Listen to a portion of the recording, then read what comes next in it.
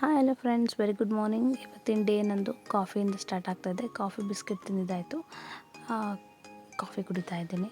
ಪಾಪನ ತೊಡೆ ಮೇಲೆ ಮಲಗಿಸ್ಕೊಂಡು ಮಾತಾಡಿಸ್ಕೊಂಡು ಕಾಫಿ ಕುಡಿದೆ. ಅವನು ಮಲಗಿದ ಮೇಲೆ ಕಾಫಿ ಕುಡಿದೆ, ಯಾಕೆಂದರೆ ಕೈ ಏನಾರು ತಗ್ಲಿಸಿದ್ರೆ ಮೇಲೆ ಬೀಳಿಸ್ಬಿಡ್ತೀನಿ ಅಂತ ಹೇಳ್ಬಿಟ್ಟು.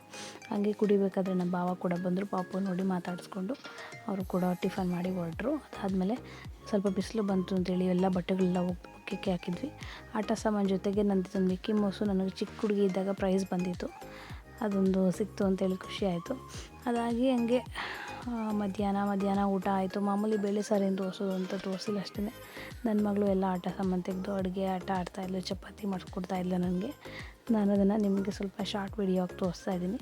ಈ ವಿಡಿಯೋ ನೋಡಿ ಹಾಗೆ ಎಂಜಾಯ್ ಮಾಡಿ. ಪ್ಲೀಸ್ ಸಬ್ಸ್ಕ್ರೈಬ್ ಮಾಡಿ ನನ್ನ ಚಾನಲ್ಗೆ. Thank you for watching.